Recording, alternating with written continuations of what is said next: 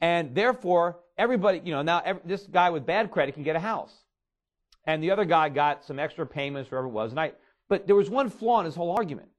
And I said to him, well, what if the guy, this deadbeat person that can't get a loan, but your client is co-signing, what if that guy doesn't pay? What happens to your client? Doesn't he lose money? I said, well, then we just sell the house. I said, okay, but what if the house goes down? And he looked at me like I was from Mars. And he said, this is Phoenix. He says, real estate prices don't go down in Phoenix. And I imagine how many people lost a ton of money now, because that's probably one of the worst housing markets in the country.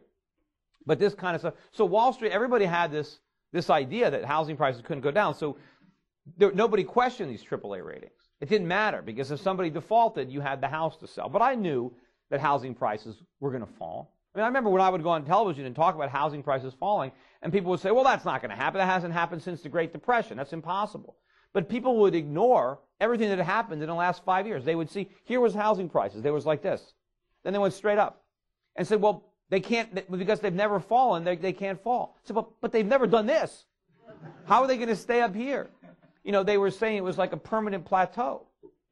And I said, look, there's no way. And of course, everybody now, in hindsight, everybody wants to criticize the lax lending standards, the lack of a down payment. Everybody knows all these things that we did wrong, right? That we had too many people buying houses and credit was too cheap. So everybody can agree that we need to go back to a prudent form of lending. But nobody wants to go back to prudent pricing. Everybody wants to go back to sound lending principles, but leave the bubble prices intact. That's impossible. How can we? Nobody can afford to pay these high home prices without these gimmicks. But the reality is, of course, the best thing that can happen to the real estate market is that prices come down. It used to be that the mission of Freddie Fannie before they went broke was to try to make home ownership affordable. Now their mission is to keep home prices high, to keep homes unaffordable, to make sure that we have to mortgage ourselves, to the hilt to buy a house. The government solution is high prices but low mortgage payments subsidized by the government. The free market solution is low prices. Because if real estate prices go down, you don't need to borrow that much money to buy a house. So it doesn't matter that your mortgage payment is a little higher. But the government still looks at the problem that home prices are falling. That's the solution. The problem is that they went up. So the problem, and the real problem that we have, of course, is now that the bubble has burst, first in the stock market, now the real estate market, and now that we're having this massive recession, which is just getting started. I mean, we've barely gotten a taste of it. But unfortunately, all the blame is on the free market. All the blame is on capitalism. It's because there wasn't enough regulation. There was too much greed, right? And, Alan Greenspan, or not Alan Greenspan, President Bush, in one of his speeches, said that Wall Street got drunk. And he was right. They were drunk.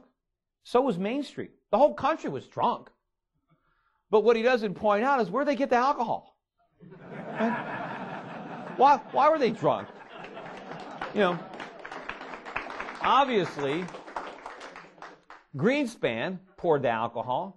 The Fed got everybody drunk. And the government helped out with their moral hazards and the tax codes and all the incentives and disincentives they put in, all the various ways that they interfered with the free market and removed the necessary balances that would have existed, that would have kept all this from happening. I mean, we've always had greedy people. Everybody has been greedy, not just Wall Street. But all of a sudden, everybody was greedy all at the same time? I mean, can't they understand that there's a trigger for this? There's a reason that everybody acted this way? I mean, normally, when people are greedy, they're also fearful of loss. And people's fear of loss overcomes their greed and checks their behavior. But what the government did repeatedly was try to remove the fear. They tried to make speculating as riskless as possible. First, they provided us with almost, costless money with which to speculate. And then they created the idea, or the Greenspan put, well, whenever there's a problem, don't worry, the government is going to rescue you. The government's not going to let the stock market go down. The government's not going to let your bets go bad, so go ahead and keep placing them. That was the idea. That was the mentality. It was nothing that the free market did. In fact, the only entities that needed more regulations were the ones that the government created. I mean, Freddie and Fannie. I mean, if Freddie and Fannie didn't have a government guarantee, they wouldn't have needed any regulation because the market would have regulated them, right? People would have looked at their balance sheet and said, hey, you don't have any capital. You can't guarantee these mortgages. Who are you kidding, right? And they never could have expanded the way they did. It was only because the government stood behind them that people didn't care. People said, oh, the government will never let Fannie and Freddie go bankrupt. And they were right. They didn't, right? That was the question. We didn't know. When I wrote Crash Proof and I said they're going to go bankrupt, I didn't know the answer to that question. I said, we don't know. Is the government going to let them fail, or is the government going to stand behind them? And I knew the worst thing was that they stood behind them. It would have been much better had George Bush said, you know what? We had no guarantee. We told you. In fact, on the prospectuses, when you bought the securities, on the front page, it said these securities are not guaranteed by the U.S. government. So the U.S. government could have said, you know, we told you we didn't guarantee them. And we don't. Now, a lot of people would have been pissed. A lot of people would have lost money, but it would have been better than what we did. Because we didn't make the losses go away. We just postponed them, and we just put them on the backs of American taxpayers, or more realistically, holders of U.S. dollars. But, you know, where was I? See, I digress like that, and I forget what I was talking about. But what was I just on? Huh? Agreed didn't have a curve. No. No, I was talking about Freddie and Fannie. So yeah, they knew that no one cared that their balance sheet was small because the government guaranteed it. So the one place that the government needed to regulate was Fannie and Freddie, and that's where they didn't regulate it. In fact, every attempt to regulate them was thwarted by Congress. I mean, Freddie and Fannie gave huge amounts of money to both Democrats and Republicans, anybody that tried to regulate them. But the reason they needed to be regulated was because they operated with a government guarantee. Once you gave them that guarantee, then the government had to regulate them, and regulate them heavily, because it was government money they were dealing with. It wasn't their own money. It wasn't private money. For normal lenders, we don't need any government regulation. The government can stay out.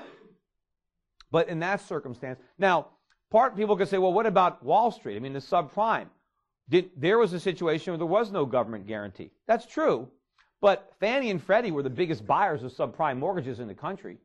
They were helping to legitimize the subprime market. They were big bidders in the subprime market.